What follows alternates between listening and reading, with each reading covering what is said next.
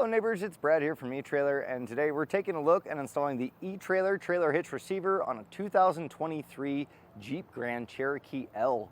And the cool part of this hitch is it's going to replace your bumper beam, and that means that it's going to look like this when you're towing, but when you're not towing, you can simply put the cover back on and it's going to be completely hidden. This receiver is a 2" by 2", which is going to be great because it's kind of the standard size for trailer hitch receivers. So when you're looking for a bike rack, a cargo carrier, or even a ball mount for towing, you're going to have tons of options available. Now, something you're going to want to pay attention to is if those accessories come with a pin and clip, because the hitch does not. So you're going to want to pick up a 5/8 pin and clip. And something I might recommend if you plan on leaving your accessories on your Jeep long term, you might want to look at a locking pin and clip. Becomes a good deterrent for anyone walking by. They can't just take out your pin and clip and take the accessories with them. Safety chain loops are nice and easy to hook up. A standard S-hook or even a larger clevis style is going to work on here. And something I'll point out is going to be wiring is a great thing to add if you are planning on towing. And this is a kit that I would highly recommend doing at the same time as your hitch, because you're going to have the fascia off, making it super easy to get it all installed. Now, as far as capacities go, this is rated pretty well. So gross trailer weight rating is going to be the weight of the trailer plus the accessories loaded, and it comes in at 7,500 pounds. Tongue weight rating is going to be the suspended weight or the weight that's put down on the receiver tube opening, and that's going to come in at 750 pounds. So what does that mean for you? Well, if you're getting a 4-bike bike rack loaded up or a cargo carrier loaded up, I really don't have any concerns that you're going to overload it. It can be used with a weight distribution hitch, but the numbers are going to stay exactly the same. And even with high capacities, you may be tempted to hook up that 7,500 pound trailer, but check to see what the vehicle is capable of towing. Just because the hitch can do it doesn't mean that your drivetrain, suspension, or brakes are going to want to handle that weight. So double check that and then compare it with the hitch capacities. The hitch pin hole is pretty well in line with the furthest point of the fascia. And what does that mean? Well, some bike racks and cargo carriers can stow in a vertical position, and they don't work on all cars. It kind of depends on, if there's a huge gap or not. This one, I have zero worries that you're going to have any issues with it folding up. But something to keep in mind is when you have those folded up, it's more than likely it's going to make it to where you can't open up your rear hatch unless you lower it. Not a big deal, but it may block your backup camera, your license plates, and potentially your taillights, so just keep that in mind when you have them loaded. Something else that's going to be important is going to be ground clearance, and this one comes in at a very healthy 22.5 inches. So that's not really my concern that ground clearance is going to bottom out accessories or anything along those lines, because this one is super high, but that means you're going to want to probably get a drop configuration if you plan on towing a trailer. And the way to figure out what drop you need, get your trailer all set up level on the ground and measure from the ground to the top of the coupler, and then compare that with our measurement, do some math, and that's going to figure out that drop necessary. So that way you get everything nice and level going down the road. Finally, really it comes down to the installation of this. This is a little bit more than you might expect because the fascia does come off, but that's how you're able to get this nice clean fit and be able to hide it when you're not using it. And I think that is totally worth it because you spend a little extra time for the install, but you're going to get all the usability, some really high capacities, and when you're not using it, you can't even tell it's there.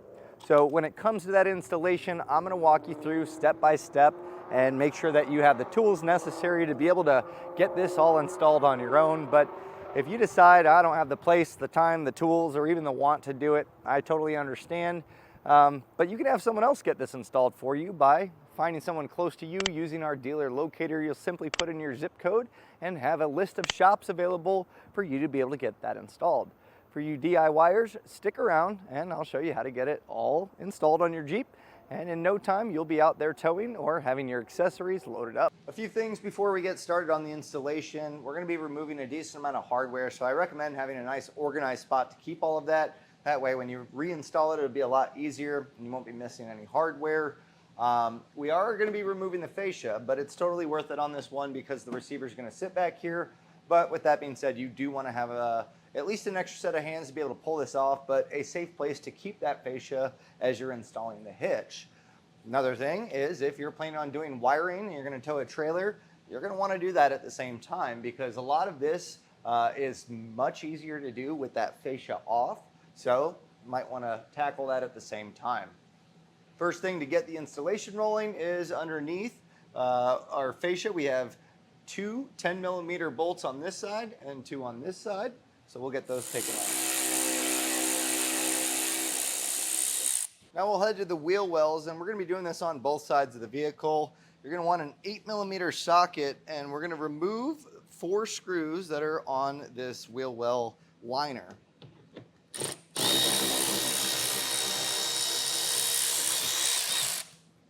Now once that's removed, we're going to grab the wheel well trim. Now be careful, you don't want to pull this back too much because if you put a crease in the plastic, it's probably going to be permanent. So the best thing is just kind of take your time.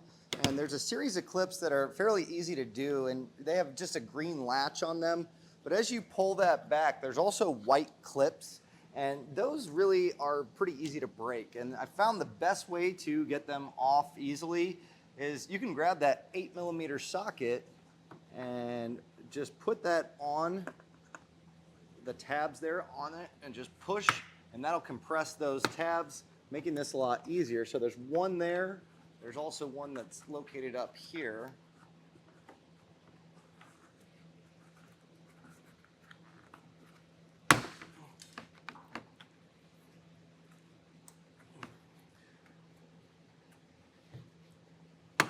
The green clip ones are pretty simple, and all we're doing with that socket on the back end is as I push this on, it brings those in, makes it easy to pop out.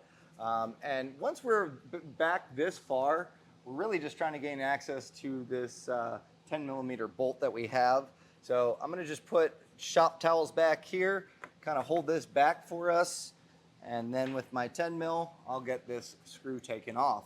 Once that's off, we'll just repeat the same steps on the other side.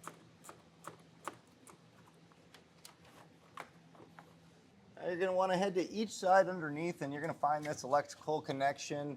You just push on this gray tab and separate that out. We'll get that on both sides. Now open up your rear hatch, and the plugs that are here, we're just going to grab a small flathead screwdriver and get these to pop out. If you want to, you can put a little painter's tape if you need to prevent scratches from occurring. You should be able to get behind it and pop that out. So it's got this tab, so I would recommend prying not on this side, maybe the top or bottom, and that'll expose the 10mm bolt. We'll get that taken out and then repeat on the other side.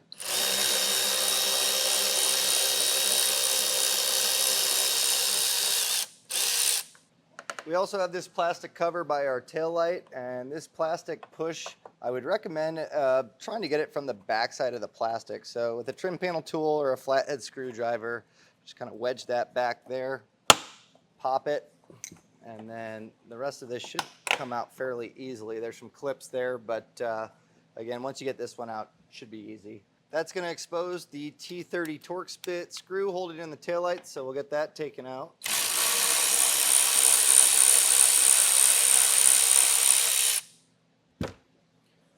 And then the tail light, we're going to want to kind of just wiggle this back and forth to loosen up the alignment tabs, especially if there's built up dirt or things along those lines. It can make it a little bit more difficult. So I'll see if I can't get this loose by hand.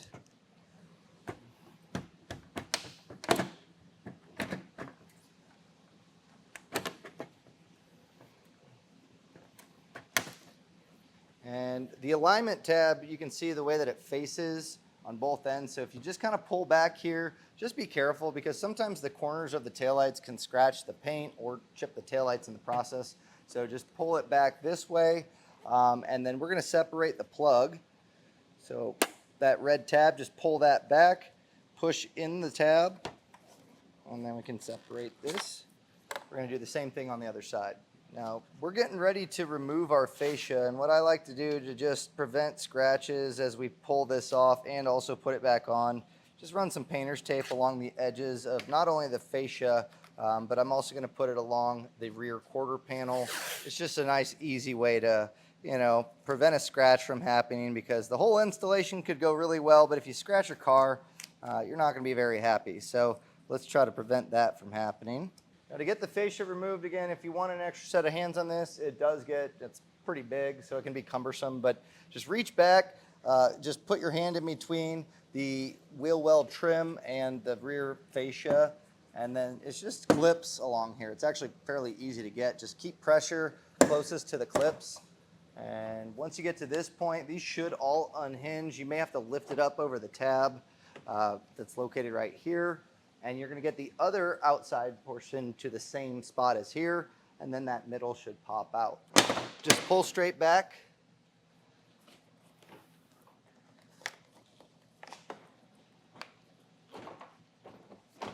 A little bit of force, and there we go. Once that pops, we should have all of our electrical connections separated. We can set our fascia aside. Now our hitch is going to go where our bumper beam is. It slides in the frame, and these are going to be the bolts we need, but on ours today, the exhaust is in the way. So if that's the case for you, 13 millimeter socket, we'll get this taken down. And that's just going to be enough space for us to kind of move this, at least to get a wrench in here. So we'll be removing the 2 bolts on this side and the 2 bolts on the other side, and we'll be removing the bumper beam, which will not go back in. This is going to be a 21 millimeter socket to get these taken out.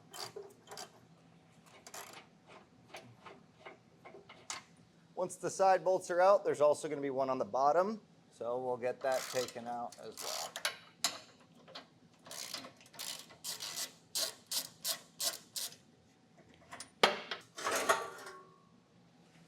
Now we'll grab our hitch and we're going to slide this into place.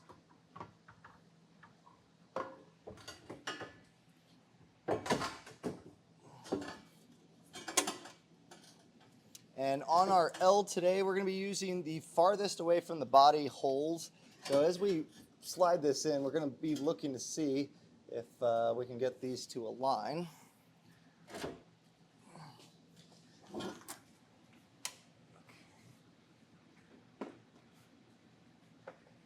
And our goal is to get carriage bolts passed through there.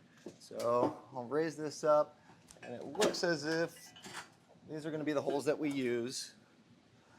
And I'm going to just reach in here, and pass my carriage bolt in, and get my serrated flange nut started on both of them.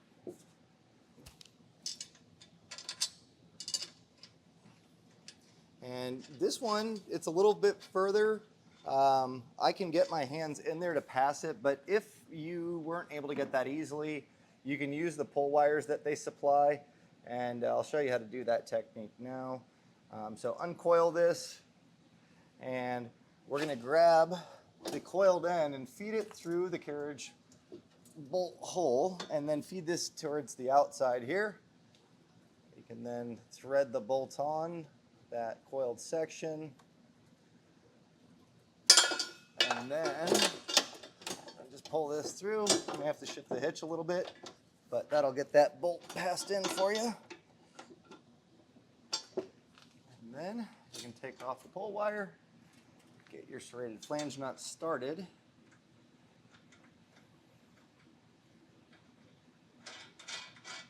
And that covers those 2. On the bottom, we have that where our bottom bolt was. We also have a carriage bolt that we're going to pass in as well. And then we're going to repeat that same process on the other side. Now, once we have everything started, we're going to snug these down. 3/4 inch socket is going to accomplish that. And I'd recommend doing the bottom ones. It'll really start to draw this up nice and straight, and then you can get your side ones. No need to get crazy here. We're going to come back with a torque wrench, so just get everything snug. Now, the torque settings are going to be found in the instruction manual, and we'll just go through, get these all torqued down. If you need a torque wrench, you can get one here at eTrailer. You can generally go to an auto parts store and rent one for free, but this will ensure that it's going to be tight enough for all of your towing needs long term and not too tight, putting stress on anything. Now, if you're doing just a hitch, you've officially installed your hitch. So at this point, you can get your exhaust hanger bolted back up and then just reinstall everything in the reverse order. But as I mentioned earlier, now is the perfect time to get all your wiring ran so you can get your 4-pole nice and clean. You can zip tie it and easily plug into where your taillights are. So if you don't have your wiring right now, you at least know how to take your fascia off if you have to, because these do get a little bit tricky to run those cables up. So I'm gonna get mine all installed, get everything put back together, and then from there, all you'll have to do is load up your accessories, put in your pin and clip, and you're ready to hit the road. That's gonna do it for a look and installation of the eTrailer trailer hitch receiver on a 2023 Jeep Grand Cherokee L.